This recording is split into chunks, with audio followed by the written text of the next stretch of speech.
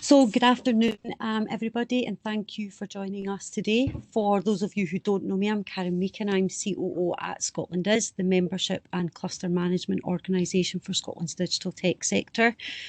We work with members and partners to support the wider digital transformation of businesses and society.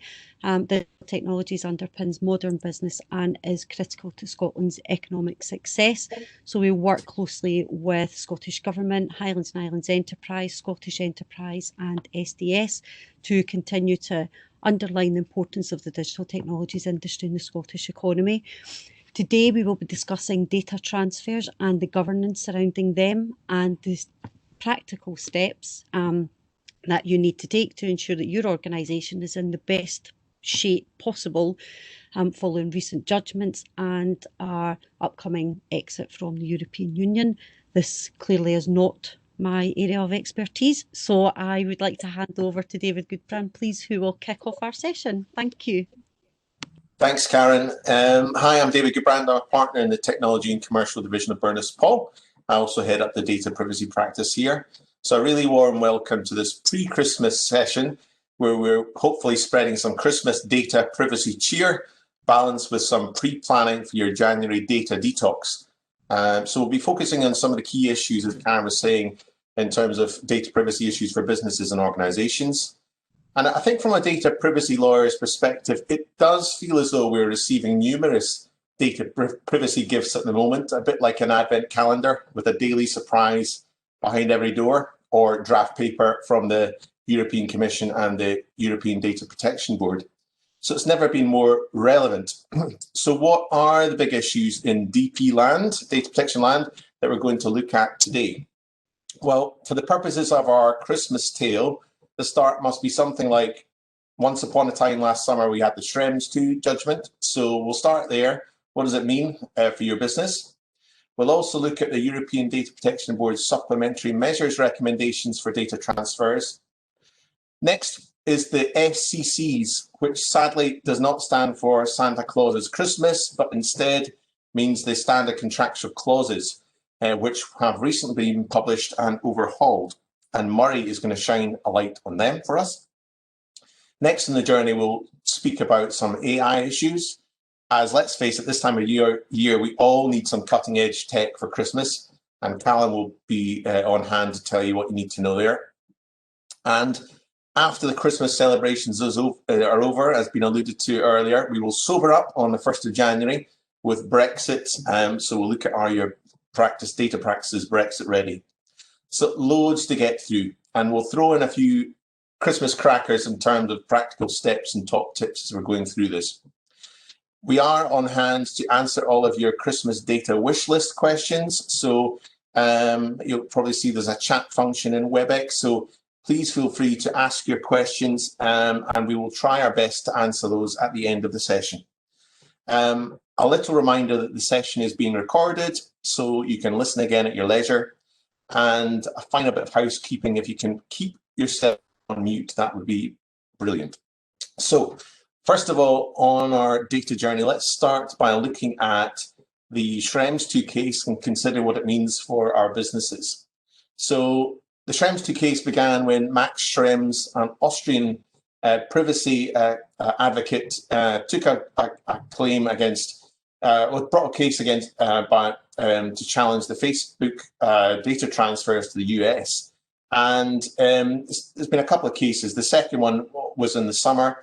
And long story short is the courts decided in that case that the EU to US Privacy Shield framework was no longer a valid way of transferring data from Europe to the US.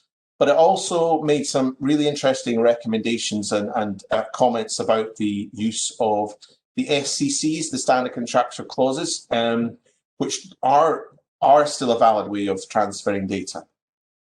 So, albeit the standard contractual clauses now require to be looked at a wee bit more closely, and we'll have a look at what that means in practice. So, the subplot to this tale is, why do we have standard contractual clauses at all? What are they there for? Going right back to basics, the GDPR essentially prohibits transfers of personal data to countries outside of the EU as it assumes that such countries don't offer an adequate level of data protection to protect personal data, the data about living individuals that all businesses will process, whether it be employees or customers or suppliers or whatever. We all process personal data. We all know that that's not practical, that we can't transfer data around the world. There's so many really sophisticated data transfer practices that have been developed over the last few years, particularly with cloud, etc. So we need to find some way to get through this. So one of the ways in which data can be transferred is if a country's granted an adequacy decision. So this is when the European Commission says, yeah, these countries' laws are broadly equivalent to European data protection laws, and therefore they provide appropriate safeguards for European citizens, European data subjects, and their data. So those countries like Japan, New Zealand, Canada, if you're transferring data to those countries, pretty much it's fine. Those countries are already pre-approved. The problem is where you're trying to transfer data to other countries. If other countries don't have an adequacy decision, you have to try and rely on some other appropriate safeguard. So Privacy Shield, which we talked about a minute ago, was a method to transfer data to the United States, but that's now gone. So the most common safeguard still remains in place is the standard contractual clauses, these SCCs. And effectively, they are a set of standard terms and conditions which, if parties adopt in their entirety, will effectively guarantee that the binding contract will provide the level of protection required. So, yeah, Privacy Shield is illegal. We can't use that anymore. The court didn't stop there, though. It did say that anyone using these standard contractual clauses, which have been around for 20 years or so, also need to consider the second part of the court's judgment in Schrems.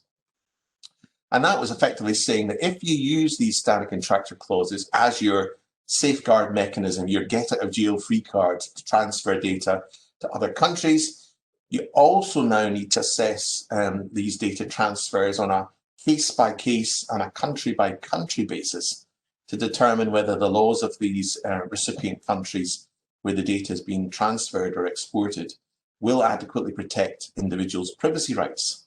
So that's quite something to think about. And I think the real area of concern, which is coming out of the Schrems decision, was that the potential ability for governmental authorities or other third parties to intercept data in these other third countries, whether on national security grounds or other grounds. So European Commission wants to absolutely protect European citizens' data and protect their privacy rights, and they don't want anyone else to effectively eavesdrop or snoop or pry into or access personal data. So what does this mean in practice for companies that may have been relying on the standard contractual clauses to date? And let's face it, if you're doing any data transfers out of Europe, you would probably have relied on these. So the European Data Protection Board, the EDPB, has now confirmed that if you are using SCCs, you must undertake what is known as a transfer impact assessment before transferring data outside of Europe. So this is a newish thing, and I think it's another hurdle, I suppose, to jump over, albeit the sole intention of these transfer impact assessments is to protect the flow of data and individuals' data rights and freedoms. So you can't just have a contract with standard contractual clauses in place anymore. That's no longer enough. You can't treat it as a box ticking exercise where you have included the standard contractual clauses. You need to take additional steps. So, all types of international data transfers where the exporter wishes to rely on the standard contractual clauses. So there's loads of situations you can be exporting to a processor who's processing data on your behalf outside Europe. You could be transferring data to the cloud. You could be transferring data to another part of your organisation. Perhaps you've got a branch or an office or another subsidiary in another part of the world. So there's loads of different instances where, as a matter of course, as a matter of routine, data is being transferred on a daily basis. So, you know, we had that decision in January, in the summer, and then in early November, the EDPB, the European Data Protection Board, issued recommendations. So just a few weeks ago, because a lot of people have been scratching their heads to say, well, you know, what other measures do we need to take? Where you're saying the standard contractual clauses are no longer enough. So they came out with some recommendations on supplementary measures that businesses can adopt to ensure that their transfers are compliant and will remain compliant. These recommendations are out for public consultation, so they're not quite set in stone yet, but I think it's very likely that these will be concluded pretty soon. So the good news for many organisations is that the recommendations do actually set out a number of really helpful international data transfer use cases, and they also accompanied by recommended supplementary measures that could be employed to ensure that you're protecting your data flows. So that's positive. On the less positive side, there are a number of example use cases given where it would appear that no form of supplementary measures, nothing you could do, could ensure this essentially equivalent level of protection. And rather worryingly for some, the EDPB is suggesting that if you can't satisfy yourself that the transfer is going to be protected, then you shouldn't be transferring the data at all. Or if you're already transferring the data, you should cease transferring the data. So that's quite some major impact for businesses, which is not ideal. So any organisation undertaking transfers of personal data to a country that doesn't benefit from an adequacy decision need to undertake due diligence effectively before allowing that data flow. And the recommendations that EDPB have come out with have suggested a 6-step process. And look, I'm just going to quickly summarise these steps for you because I think we could have a whole seminar on these in isolation. So step 1 is to get to know your transfers. And really that means if you are transferring data, you need to undertake a comprehensive analysis of all the transfers you're making to third countries. That's countries outside of the EEA, including remote access, cloud storage, that kind of thing. It also goes beyond that because their EDPB are recommending you also need to look beyond that to see where the data ultimately flows to. So say you use a processor in let's just say in South Africa. If that South African processor also employs a sub-processor, someone to help them, and maybe that party is based in Australia, then the EDPB is suggesting that you need to look beyond to see where the data is flowing to and ensure that there's an adequate level of protection throughout the contractual chain, which, as you can imagine, is quite something to think about. You need to identify your transfer mechanism, step 2. So we've talked about whether the country has an adequacy decision or whether you're using standard contractual clauses. And step 3 is assessing the effectiveness of that mechanism.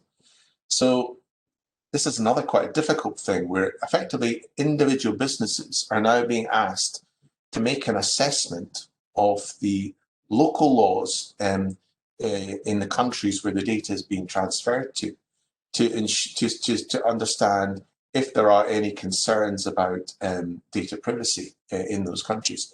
So that's not the European Commission making an assessment. This is the European Commission saying it's up to individual businesses to make an assessment as to whether the data transfers to a third country are compliant or not. And that puts a huge burden on businesses and organisations. And I don't think we've quite seen all of the fallout of that quite yet. So we talked about what are these supplementary measures that EDPB might suggest. Well, there's a number of them, and basically they're suggesting a combination of technical measures, contractual measures, or other organizational measures to protect the data flow. So technical measures, things that most businesses are probably doing anyway, like encrypting the flow of data that from where it's sent end to end to where it's actually being processed. Pseudonymization of data, which is basically where you're trying to remove the personal data from a data set. That's another technique that's being used post GDPR. Contractual measures, there's a whole host of measures that the EDPB suggests, and I'm not going to go through all of them, but things like allowing audit or inspection to confirm how data is being processed, requiring a data importer, so somebody in a third country, to inform the European data exporter if the laws in that particular country was to change. A whole host of things.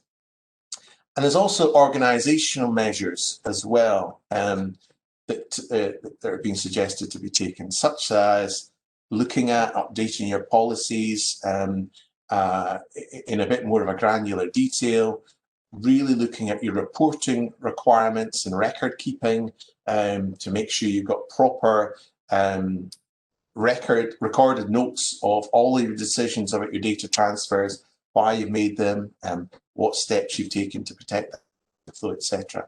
So you can see that this is adding to the compliance burden that many data protection teams will already be feeling in relation to a number of these things. And the final thing is it's not enough to just to do this exercise once. The EDPB are suggesting that you need to regularly review what you're doing in terms of the transfers, and that these transfers continue to be compliant. So, it's clear that the EDPB has put a lot of thought into these recommendations, and the guidance is helpful in a lot of ways. However, for its comprehensiveness, the guidance at the moment, to my mind, is not practical, and it may well be extremely challenging for organisations looking to be compliant, particularly with lots of other things which we're going to speak about in this session at play at the moment as well. So yeah, it's going to be a large task for all teams going forward, but also for supervisory authorities, regulators as well, to get their heads around. So that was our first Christmas cracker, as it were, and what a cracker is about what you need to do about supplementary measures. I'm going to pass you on to Murray, who's going to talk a wee bit more about the SCCs. Murray? Yeah, so thanks, David. I'm going to provide a brief overview of the new standard contractual clauses. So just to recap, as David mentioned, in the absence of a declaration from the European Commission that the laws of a third country provide adequate protections to data subjects, that means that they have enforceable rights and effective remedies to protect their personal data. A controller or processor may only transfer personal data to a third country if they have provided appropriate safeguards. Article 46 of GDPR prescribes certain safeguards which can be used to make transfers to so-called third countries. One of these approved mechanisms is the standard contractual clauses, and as David mentioned, these were upheld by the European Court of Justice in the recent Schrems II case. So amongst a raft of recent guidance in the wake of the Schrems II decision, the European Commission published a new set of standard contractual clauses on the 12th of November. So what's the effect of the new clauses? Well, when the new clauses come into force, they will repeal all of the current SCCs, both the 2001 and 2004 controller-to-controller version and the 2010 controller-to-processor versions, which some of you may already be familiar with. This isn't really a surprising development, given that the current set of standard contractual clauses were designed against the EU Data Protection Directive in 1995. So the new standard contractual clauses are designed for compliance against GDPR. However, like its predecessors, the new clauses are mandatory for transfers to third countries, and it will mean yet another repapering exercise for existing contracts involving international transfers. This has obviously been met with some frustration from businesses who have had to repaper contracts following the entry into force of GDPR in May 2018 and the recent demise of the Privacy Shield earlier this year. So following the end of the public consultation on the clauses on the 10th of December and an implementation from the decision by the Commission, there will be a 1-year period for the new standard contractual clauses to be implemented. And during that 1-year period, the current standard contractual clauses can continue to be used in respect of existing arrangements. New arrangements will need to put in place the new standard contractual clauses. Or if you're varying or changing your contracts as well, the new clauses will be expected to be put in place. So what do the new clauses look like? Well, one of the key changes is that the new clauses are a one-stop shop covering all major data transfer scenarios. They extend beyond the traditional controller to controller and controller to processor arrangements and now include also processor to processor and processor to controller transfers, which were not previously covered. In order to do this one-stop shop thing, the new SECs adopt a modular approach, which enables the parties to select the clauses that are relevant to the types of transfers that they want to engage in.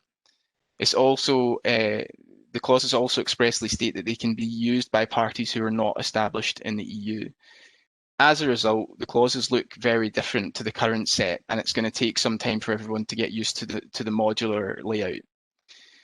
As well as extensive contractual obligations, the annex to the clauses incorporates placeholders for some supplementary safeguards that David mentioned, such as encryption and physical security and pseudonymization.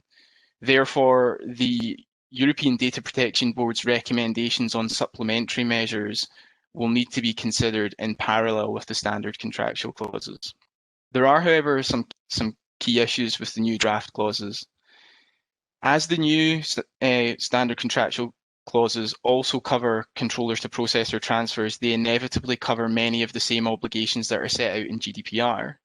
The standard contractual clauses are effectively an artificial extension of GDPR by contractual means into the territories where GDPR does not currently apply. However, GDPR already has extraterritorial effect as it applies to processing involving European data subjects, regardless of where that processing takes place. So there is an argument that the repeat of these obligations in the standard contractual clauses is a duplication of the GDPR protections. And these obligations are not always identical between the requirements of GDPR and the standard contractual clauses, meaning that there might be inconsistencies with already established positions or commercially agreed data protection terms. And this is further exacerbated by the fact that where there are conflicts between commercial terms agreed between the parties and the standard contractual terms, the standard contractual terms will prevail. Accordingly, any commercial terms agreed between the parties will need to be reviewed to ensure they complement but do not conflict with the new standard contractual clauses. Of particular note, the processor-to-processor provisions set out in Module 3 also contain some unrealistic requirements about when there is to be a direct interaction between a subprocessor and the ultimate data controller. For example, there's an expectation of direct interaction in the context of personal data breach notifications in respect of audit rights and where a subprocessor wants to appoint further subprocessors. In many circumstances, a subprocessor will not know who the ultimate data controller is. And even if the subprocessor is aware, such a direct interaction with the controller may breach confidentiality provisions it has in its agreement with the processor. The new clauses also contain extensive obligations as a result of the Schrems II case, which David alluded to. And in that case, it stated that the level of protection for data subjects has to be assessed by taking into consideration the relevant legal system where the data will be transferred. Accordingly, the new standard contractual clauses include a warranty on the controller to carry out a risk transfer assessment in all cases, with no allowance given to low-risk transfers or for small to medium-sized enterprises. This effectively puts the burden of determining the adequacy of a third country's laws on the controller. There are also very onerous obligations on processors to resist data access requests from governmental authorities such as national security and intelligence agencies, including a requirement on processors to exhaust all available remedies and challenge the request for access if there are reasonable grounds to do so. And even if the processor is prevented by local law from notifying the controller of an access request made by a governmental authority, the processor is required to use its best efforts to challenge that prohibition so that it can then notify the controller about that access request. So this could mean that a processor having to seek potentially expensive legal advice and engage in expensive legal processes under the laws, under local laws, in order to demonstrate that it has exhausted all available remedies. David's going to speak a bit more about Brexit at the end of the presentation, but there is an important Brexit angle with the standard contractual clauses. The public consultation period for the new clauses will run until the 10th of December this year, after which point the new clauses will be finalised and are expected to be adopted by the Commission in early 2021. By then, it's very likely that the UK will have become a third country, and although the UK has committed to uphold the current standard contractual clauses, it's unclear whether the UK intends to adopt the new clauses. So in the UK post-Brexit, the current clauses will need to be used, at least initially, to legitimise transfers out of the UK to non-adequate countries. And non-adequate countries does not include countries within the European Economic Area, which the UK government has already declared as adequate. And of course, there's also the possibility the UK could receive a finding of adequacy by the European Commission, which would remove the need for European businesses to put in place standard contractual clauses when transferring personal data to the UK. However, as long as all these uncertainties remain, businesses involved in transfers of personal data to and from the UK will need to retain some element of flexibility in their contracts and procedures in case the status or the approach of the UK changes. So continuing with the rapid fire data protection related announcements, on the same day as the Commission published the new clauses relating to international transfers, it also released a set of standalone Article 28 clauses for use between controllers and processors within the EU. And again, the Commission's consultation on the draft clauses is open until the 10th of December. As many of you on the call will know, Article 28 of GDPR provides that where a processor undertakes processing on behalf of a controller, the parties must ensure that the various requirements set out in Article 28 are included in a written contract between the parties. GDPR has always anticipated that the European Commission may adopt standard contractual clauses in relation to the Article 28 requirements. However, it's a little disappointing that it's taken the Commission over 2 years to produce this draft, during which period organisations have already spent time and resources negotiating their own versions. A key point to note is that unlike the new standard contractual clauses, the Article 28 clauses are not mandatory, and so organisations will be able to continue to use their own documentation. Therefore, there won't be a need to repaper an organisation's Article 28 provisions, which will be a relief to everyone. But like the new SECs, if the Article 28 clauses are used, the parties are only permitted to add complementary clauses, and they cannot include clauses that will contradict the provisions of the template. So one benefit of the new Article 28 clauses is that they are likely to provide a useful benchmark against which organisations can consider their current contractual positions. And some organisations may consider undertaking a review of their standard terms to align them more closely with the draft Article 28 clauses. To some extent, then, the draft Article 28 clauses may remove ambiguity around what is acceptable and not. And it may well be that the inclusion of the draft clauses becomes the market standard, with one-sided pro-controller or pro-processor provisions being much harder to justify. Having this baseline is likely to make negotiations quicker and easier, with the parties' main focus on adding any useful supplemental terms. Therefore, it's arguable that the arrival of the draft Article 28 clauses is perhaps the best of the most recent announcements in the aftermath of the Schrems II decision. Okay, so that's me, and handing back over to David now. Perfect. Thank you, Murray. Well, there's lots to think about in there in terms of data transfers. How about a shift of pace now? I mentioned at the outset, we all love new tech for Christmas, and what's newer than the AI? So Callum, can I hand over to you to talk us through some of the AI issues? Of course. Thanks, David, and good afternoon, everyone. Time for something a wee bit different, but no less important to ensuring your data protection compliance is in good order for Santa's next visit in 2021. We ran a summer series of webinars which looked at the topic of AI more generally, including ethical considerations and wider regulation.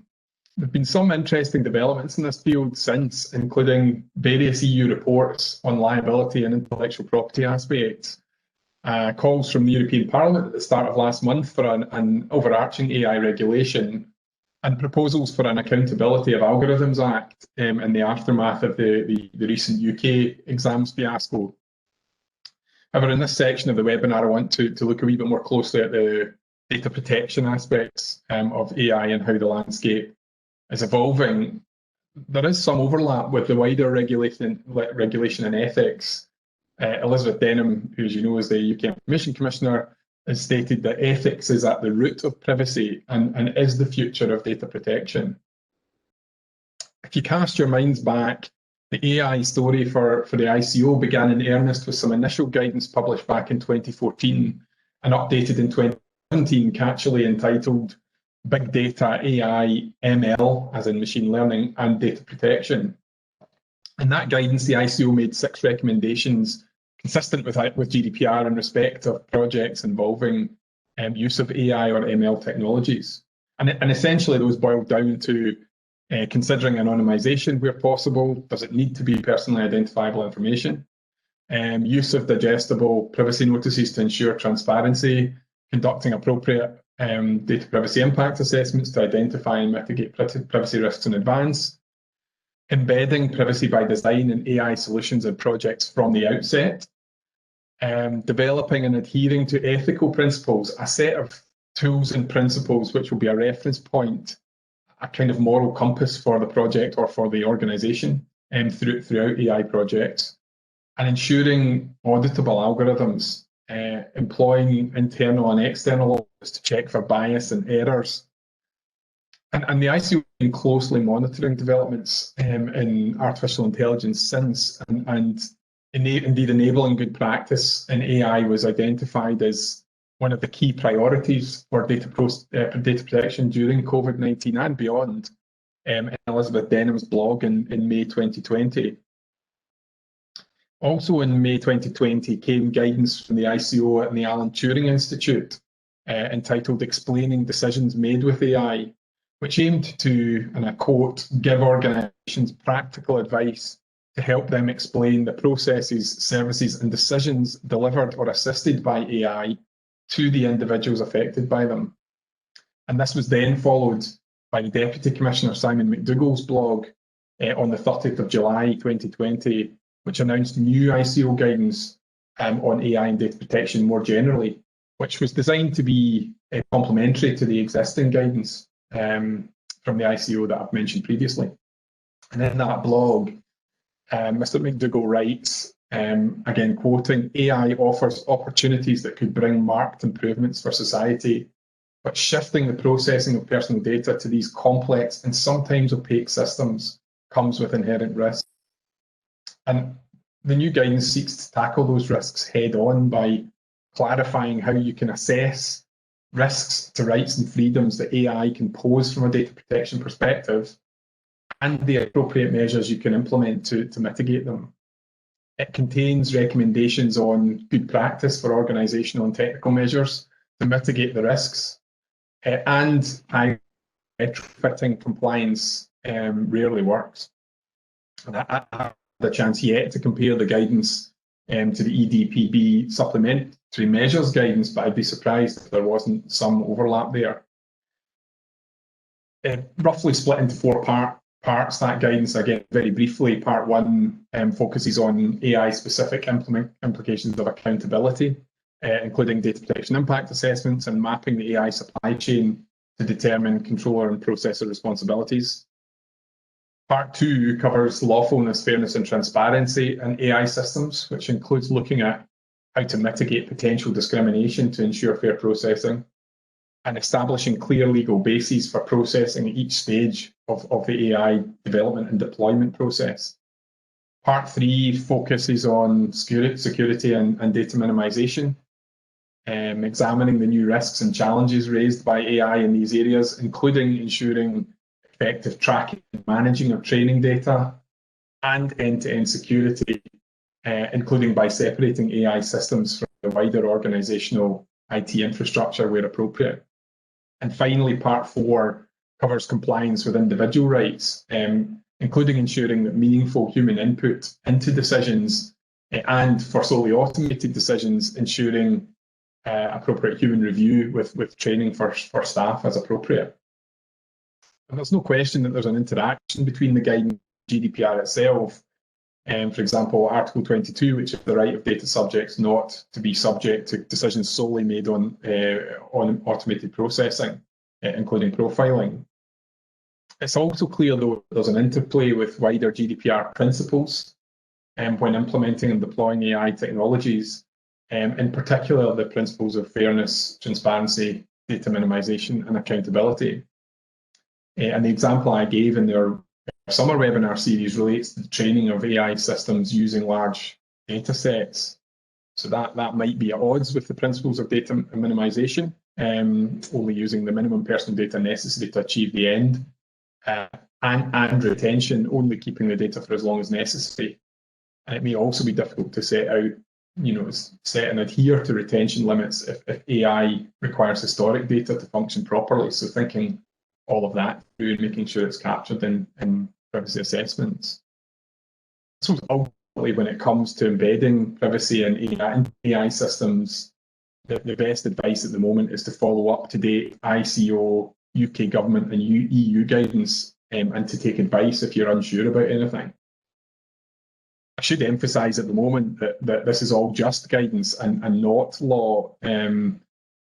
However, there have been indications from the ICO that it would use that guidance to help interpret the requirements of GDPR and the Data Protection Act 2018 in practice, in circumstances, for example, where there's a regulatory investigation or some enforcement action.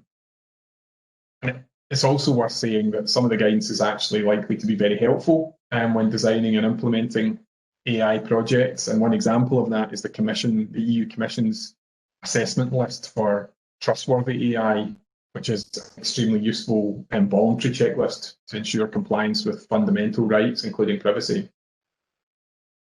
In most cases, when implementing or designing AI systems, you will, however, be obliged by law to complete a data protection impact assessment, and your DPIA will be a key compliance tool when considering processing personal data using AI.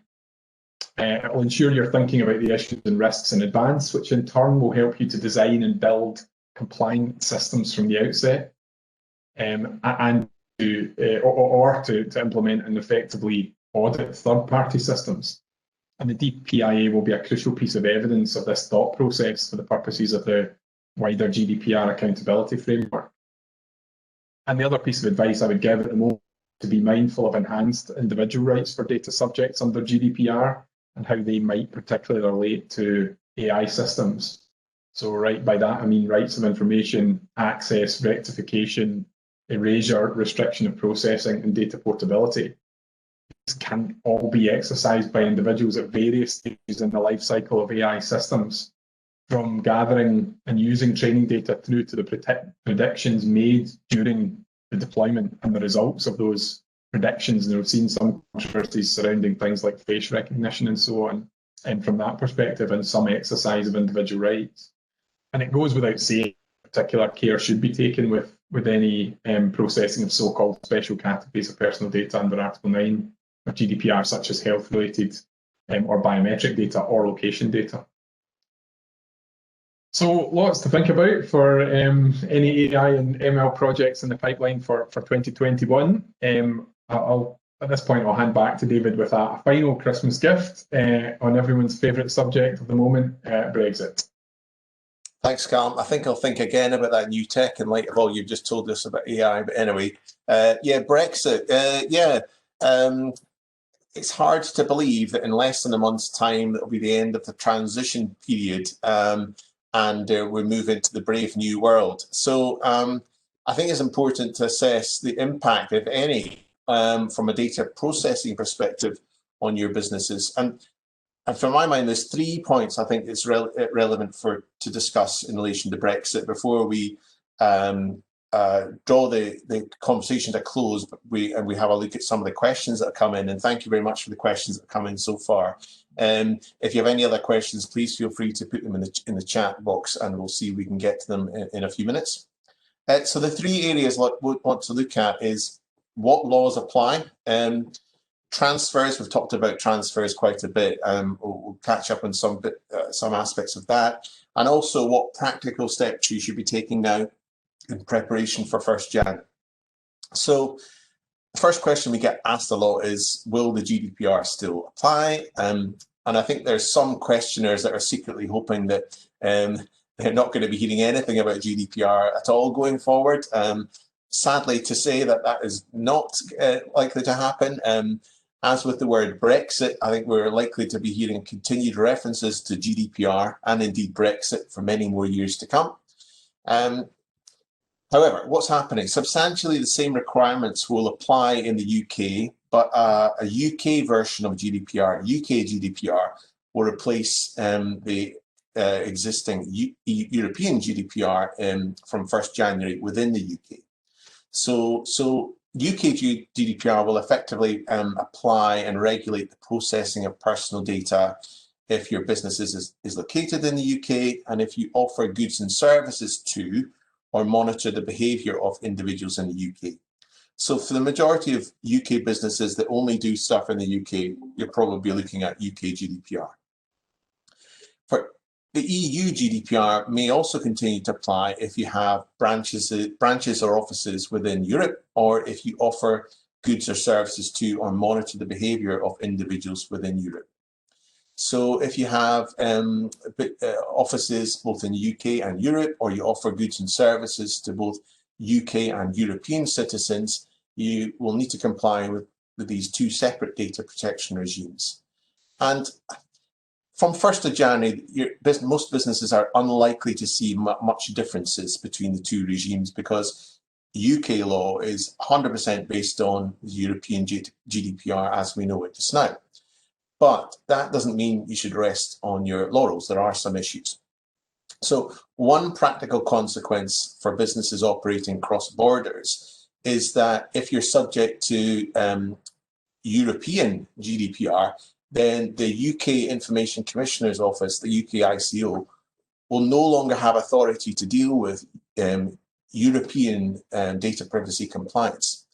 So at the moment, the UK is part of this one-stop shop, a regulatory arrangement, which allows parties to pick a lead authority in a particular territory that wants to represent them. So a lot of UK businesses have chosen the UK ICO as their lead supervisory authority because that's where they're located and that's where they want to be aligned. Going forward, you may need to think about whether you wish to align yourself with a European regulator, lead authority, supervisory authority, as well as, or indeed instead of, aligning yourself with the UK Information Commissioner's Office. So there's a lot of things to think about there, whether you want to notify with a lead authority in Europe or not. It will depend on a number of questions. Is your processing likely to affect individuals in other countries or just across the UK? Other thoughts are, where is your main decision making processes taken? Where your main processing activities take place? So lots to think about there. Transfers of data. I think we've talked a lot about transfers to date, But suffice to say, is we hear a lot about the free movement of goods and people and all the rest of it as part of Brexit discussions, but the free movement of data is equally as important. And the main takeaway, as Murray has alluded to earlier, is that the UK is very unlikely to be regarded by the rest of Europe as having an adequate level of data protection come 1st of January. And that means it will be treated like a third country. And as we've been talking about earlier, if you're a third country, you're a country outside of the club, the EEA club, then you have to, certainly from a European perspective, you need to take certain measures where you're transferring data from Europe to a third country. We've talked about the standard contractual clauses and the new updates, etc. So as part of your Brexit planning, if you're transferring data from Europe to the UK, you need to put in place some sort of safeguard mechanism to protect that data flow. And 9 times out of 10, that's likely to be the standard contractual clauses. As Murray said, the new standard contractual clauses are out for consultation at the moment, but they are not going to be available for use for some time until they're actually adopted. And as Murray alluded to as well, it's not clear whether the UK government would simply adopt 100% the new standard contractual clauses, or whether the UK will want its own flavour of standard contractual clauses. Who knows? We will have to watch this space. Regardless of what standard contractual clauses version you're using, I mentioned at the outset that the European Data Protection Board are now saying you have to make these assessments for these transfer impact assessments, and if required, put in place supplementary measures. That's effectively live now. You need to think about that now. So as part of your Brexit arrangements, you might want to think about that as well. So long story short is, all of this is going to impose a lot higher, much higher regulatory and compliance burden in all businesses. And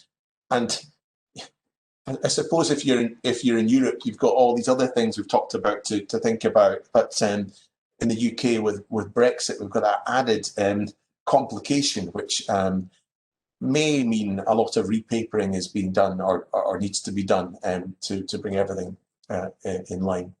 So I'm just going to finish on some practical steps Brexit related before we open the floor to the questions. So the most obvious practical step that you need to take is to review your contracts, review your data flows to make sure that they are compliant for Brexit related issues, and also take into account the other things that we've talked about. So from a contractual perspective, it's things like checking what the governing law is and applicable laws and regulations, particularly if you're having to operate under sort of dual regime, UK and a European data protection laws. You might want to look at the warranties to make sure that they're still appropriate, and also deal with how transfers are to be dealt with, or sub-processing, that kind of thing. I suppose from a more general data protection, data privacy compliance perspective, because we've got new laws, etc., probably references to the laws and all your privacy policies and notices and records and assessments and various other things may need to be updated too. So plenty to think about and work into your compliance activities in the next wee while. And I suppose with Christmas approaching, you might want to think about buying your data protection team an extra Christmas present for your virtual Secret Santa or whatever else is coming up in the run up to Christmas, because I think they may need some a boost in terms of all the various things and moving parts at the moment. So that was kind of a canter through some of the Brexit related issues, and I know some questions have come up. So I'm going to just open the floor to have a look at some of these questions. So Callum, I think the first question came in. I think you were going to try and tackle that one. Yeah, so that's Craig's question. Thanks very much, Craig. Just around the third party processor outside the EU or country with adequacy can hold an ISO 27001 or similar internationally recognised certificate to prove appropriate safeguards are in place without the need for further BCRs or SECs. And is this also up for review? I mean, certainly, and I'm happy to be shouted down by anyone on the call, including Craig. My understanding was that that ISO 27001 is a very important part of demonstrating that wider security compliance. And there are certainly overlaps with GDPR, but I don't think the two are necessarily interchangeable. And I don't think it's necessarily ever been the case, as I say, happy to be shouted down, but I don't think it's ever been the case that in and of itself is demonstration. It's clearly a strong indicator. There is a, as I understand it, a new privacy extension to ISO 27001, the 27701 standard, which I think is I suppose potentially even more likely to be indicative of the sorts of measures being in place that you might need. But certainly, I would still caution against that. We obviously need to see how everything plays out, but I would caution against that being the only indicator. It's an important part of your evidence base, but not necessarily the only indicator. That would be my thinking anyway. Thank you, Cal. I don't have anything to add to that. So the next question was, how does diligence or contractual commitment solve the Schrems problem? Wasn't that more about government surveillance, some of which was covert? Is there any level of surveillance by third country authorities that would be tolerable under EU privacy laws? That's an easy one there. Thank you. I think this is a particular challenge in terms of how the EDPB recommendations all play out. As I said, the onus is on the data exporter working in conjunction with the importer in the third country to carry out an assessment of local laws and to basically work out if the standard contractual clauses that you're using will be under threat because local laws might trump something that's in the standard contractual clauses and result in a data privacy issue for the data subjects. So that's the first step, is to carry out that assessment on a countrywide level to ensure what the laws of the countries are, and then and only then you move on to looking at, well, what measures or mitigations can we put in place to try and protect the data, and that's where these technical or organisational or other measures come into play. But I think arguably, if you were to thoroughly do an analysis of the issues here, you may come to the cynical view that it might be impossible to reach an absolute concrete conclusion that a particular country's laws, even with the additional measures, may be sufficient to protect the data, which is putting a lot of pressure on companies who are involved in data flows to try and come to these conclusions. And there will be companies that are particularly diligent in looking at every different angle, and there'll be other companies that will take more of a risk-based approach to these kind of issues, and it's going to be very challenging. The other point to note is, under the new standard contractual clauses, as Murray was saying, there is now an obligation on the data importer in the third country to effectively challenge and to exhaust all remedies available in that particular country to challenge the government from accessing any request to access data. So there seems to be a lot of focus from a European Commission perspective on putting some of the onus on the data importer to do their bit to protect the data by challenging at every stage how the data is going to be accessed. So lots to think about there. I'm aware we've got a couple of minutes left. We've got lots of questions coming in. Does anyone want to tackle the? Yeah, so Andrew's question is quite a long one, but I think basically, in summary, it's asking whether it would be a pragmatic approach for UK businesses to simply treat themselves as still being part of the EU from a standard contractual clauses perspective and roll out the new standard contractual clauses in the UK at the same time that the EU does, with the argument being that this is protection afforded by the new standard contractual clauses is more robust and up to date. And there's a gap risk here more than a technical, the gap risk is more of a technical one rather than a real one. I think there's an element, as David already said, that certain, even if you're using the current clauses, that there's an expectation that these additional supplementary measures that the European Data Protection Board have published will be applicable to the current clauses in any event. So you are sort of leveling up some of the protections that are required as part of the new standard contractual clauses. I think it depends on. I certainly take the point. I think that it's likely that somebody in the EU is unlikely to be upset by the fact that you're trying to make your standard contractual clauses more robust, and there may even be an expectation from a processor in the EU that the new standard contractual clauses are used. However, I think you just need to look at more widely what your additional compliance requirements that you're subject to by using the new standard contractual clauses, and also consider how doing that might affect you for transfers that are not necessarily directly with EU processors. And I think there's a couple of, I agree with, I think there's a couple of scenarios where the old contractual clauses, the existing ones, the still existing ones, don't really envisage becoming involved, and that was always part of the problem. So the process of transfers, the process of controller transfers, you were never really covered. So arguably there's a degree of risk at the moment anyway associated with use of the current clauses.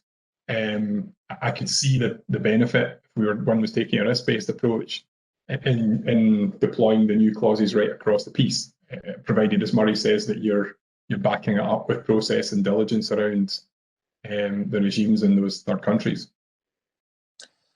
Conscious of time, I think we've covered a lot there, and thank you for everyone's patience. We did cover a lot, and we've managed to answer some questions. We might not being able to answer all of them. We'll try our best to come back. But many thanks for joining us today. This is recorded, so if any of your colleagues want to view it, we can certainly make that available. And have a good one. Thanks all. Cheers. Bye-bye.